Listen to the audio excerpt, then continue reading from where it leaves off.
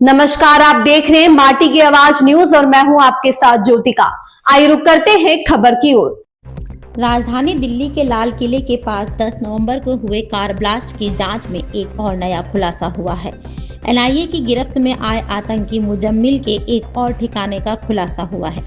Faridabad terror module से जुड़ा doctor Muzammil ने फरीदाबाद के खोरी जमालपुर गांव में भी एक घर किराए पर लिया हुआ था। मुजम्मिल ने खोरी जमालपुर गांव के पूर्व सरपंच से उसका घर कश्मीरी फलों का व्यापार करने के लिए लिया था।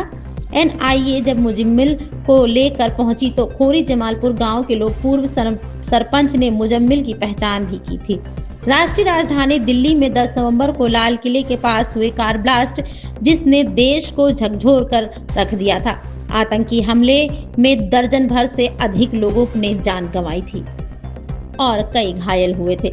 सरकार द्वारा इसे आतंकी हमला घोषित किए जाने के बाद राष्ट्रीय जांच एजेंसी ने तेजी से कार्रवाई करते हुए कई संदिग्धों को गिरफ्तार किया है। इन्हीं में से एक प्रमुख आरोपी डॉक्टर मुजम्मिल, जो फरीदाबाद टेरर मॉड्यूल से जुड़ा है, से पूछताछ और उसके ठिकानों पर कई गत तलाशी के दौरान कई अहम सबूत हाथ लगे हैं।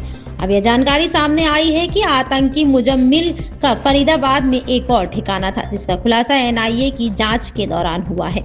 जांच एजेंसी को मिली डॉक्टर मुजम्मिल ने फरीदाबाद के खोरी जमालपुर गांव में भी एक और किराए पर घर लिया हुआ था। यह खुलासा इस बात की ओर इशारा करता है कि आतंकी मॉड्यूल ने अपनी गतिविधियों को छिपाने के लिए विभिन्न स्थानों का इस्तेमाल किया था। सूत्रों से मिली जानकारी के अनुसार डॉक्टर मुजम्मिल खोरी जमालपुर गांव के इस किराए के घर में ब्लास्ट केस में गिरफ्तार एक अन्य डॉक्टर शाहीन के साथ कई बार आया था। वह तथ्य दोनों आरोपियों के बीच गहरे संबंध और उनकी मिली भगत की ओर संकेत करता है। यह भी पता चला कि मुजम्मिल ने फतेहपुर तगा गांव में विस्फोटक छिपाने से पहले उस विस्फोटक को अल फलाह यूनिवर्सिटी के पास खेतों में बने एक कमरे में करीब 12 दिनों तक छुपा रखा था।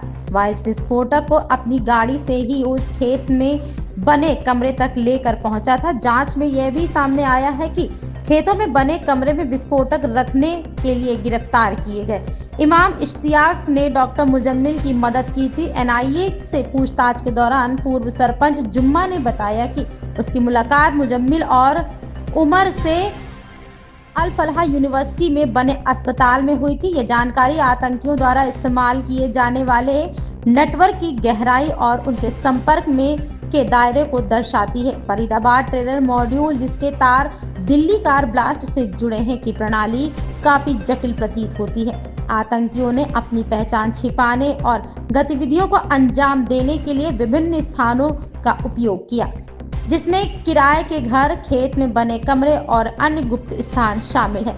एनआईए इस मॉड्यूल के अन्य सदस्यों और उनके संभावित भविष्य के हमलों की योजना को उजागर करने के लिए गहन जांच कर रही है। गिरफ्तार किए गए आरोपियों से पूछताछ के साथ साथ उनके द्वारा इस्तेमाल किए गए ठिकानों से मिले सबूतों का विश्लेषण किया जा रहा है। Witnessed a heinous terror incident perpetrated by anti-national forces through a car explosion near।